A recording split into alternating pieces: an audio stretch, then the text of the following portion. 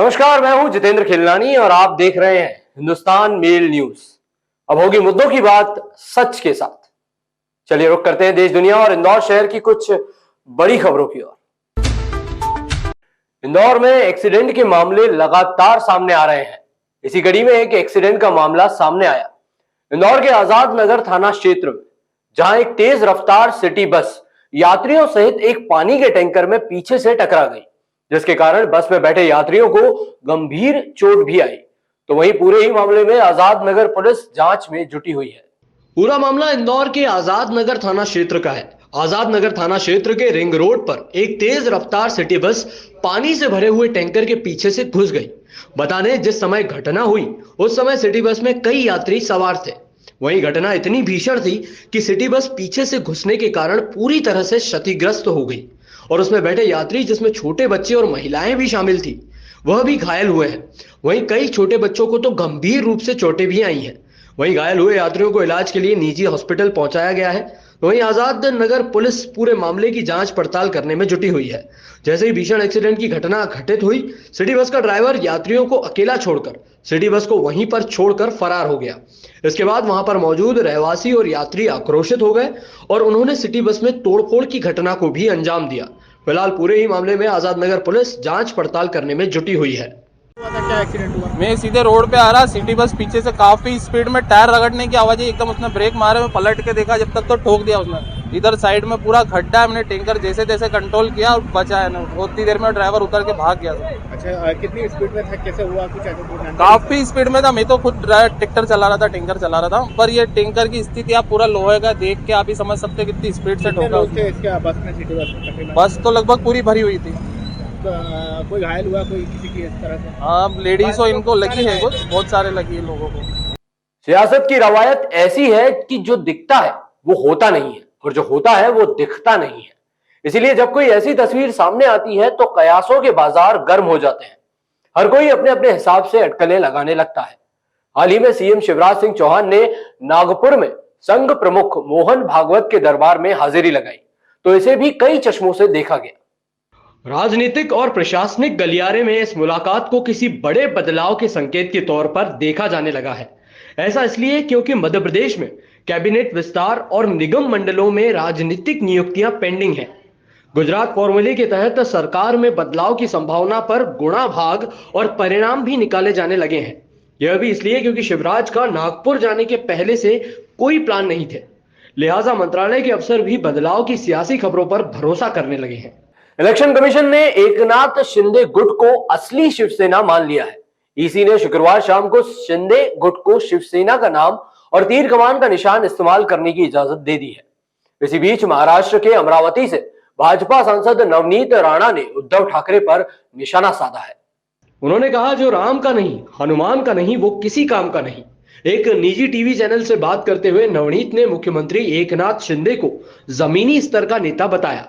भाजपा सांसद नवनीत ने आगे कहा कि शिंदे जमीनी स्तर पर बाल ठाकरे के साथ रहे हैं। वे पूरी तरह से शिवसेना के निशाने और उनकी विरासत के हकदार हैं। उन्होंने तंज कसते हुए कहा कि एक बार जब कोई पार्टी टूट जाती है तो 90% नए गुट के साथ चले जाते हैं और इसी को नए गुट को पार्टी का नाम और चिन्ह देना पड़ता है। दूसरी तरफ एनसीपी प्रमुख शरद पवार ने भी उद्धव ठाकरे को चुनाव आयोग के फैसले को स्वीकार करने की सलाह दी है। उन्होंने कहा कि जब कोई फैसला आ जाता है तो चर्चा नहीं करनी चाहिए, इसे स्वीकार करें और नया चिन्ह लें। देश भर में शिव पार्वती के विवाह उत्सव शिवरात्रि की धूम है। काशी, महाकाल, हरिद्वार, ओमकारेश्वर, सोमनाथ समेत सभी ज्योतिर्लिंगों और छोटे बड़े शिव मंदिरों में भक्तों की भीड़ उमड़ी है। उत्तर प्रदेश के वाराणसी के विश्वनाथ मंदिर में बाबा के दर्शन के लिए पूरी रात भक्त लाइन में लगे रहे। वाराणसी पुलिस का दावा है कि सुबह 10 बजे तक 3 लाख भक्त दर्शन कर चुके हैं। ऐसा ही हाल उज्जैन में महाकाल का भी है। यहां भी 3 लाख से ज्यादा श्रद्धालु पहुंचे। उधर गुजरात के धर्मपुर में 31 लाख रुद्राक्षों से 31.5 फीट ऊंचा शिवलिंग बनाया गया। इसे देखने के लिए बड़ी संख्या में श्रद्धालु पहुंचे। झारखंड के देवघर में बाबा बैद्यनाथ के दर्शन के लिए श्रद्धालुओं की 2 किलोमीटर लंबी लाइन देखी गई। भीड़ को देखते हुए मंदिर के पट तड़के 3 बजे खोल दिए गए थे। श्रद्धालुओं की लंबी लंबी कतार की वजह से महाकाल मंदिर के पट शनिवार सुबह 2:30 बजे ही खुल गए थे। इसके बाद भगवान महाकाल की भस्म आरती की गई।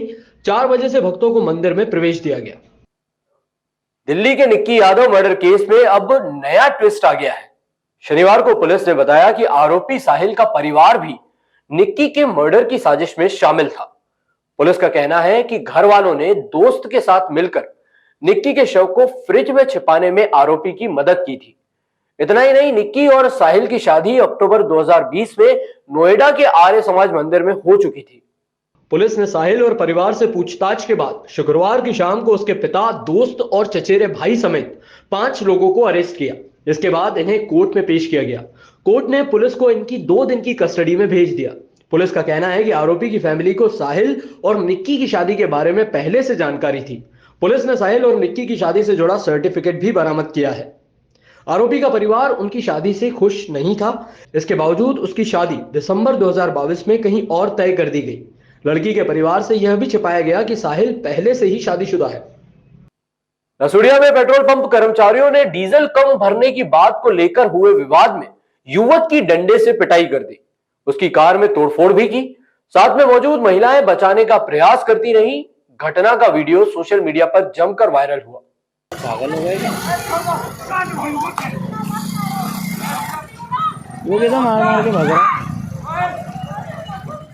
टीआई लसुड़िया संतोष दूधी ने बताया कि गुमास्ता नगर निवासी अविनाश विश्वनी शुक्रवार रात देवास नाका स्थित पेट्रोल पंप पर अपनी कार में डीजल भरवाने के लिए रुके थे। डीजल भरवाने के बाद पेट्रोल पंप कर्मचारियों से उनका विवाद हो गया। अविनाश का कहना था कि डीजल कम भरा गया है, पेट्रोल पंप की मशीन का मीटर खराब है। इस बात पर पेट्रोल पंप कर्मचारियों से उनकी जमकर कहासुनी हो गई। दोनों पक्षों में गाली गलौज भी हुई। इसके बाद पेट्रोल पंप कर्मचारियों ने मारपीट शुरू कर दी। डंडे से अविनाश को मारा गया। अविनाश के साथ परिवार के लोग भी थे। परिवार की महिलाएं पंप कर्मचारियों से गुहार लगाती रही, लेकिन इसके बाद भी कर्मचारी माने नहीं। मारपीट के साथ ही कार का कांच भी फोड़ दिया गया। घटना का वीडियो लोगों ने बनाया था। शनिवार सुबह यह वीडियो सोशल मीडिया पर जमकर वायरल हुआ। लसुड़िया पुलिस अविनाश की रिपोर्ट पर पेट्रोल पंप कर्मचारियों के खिलाफ मारपीट का केस दर्ज कर रही है।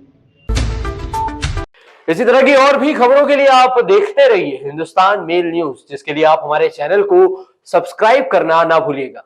धन्यवाद।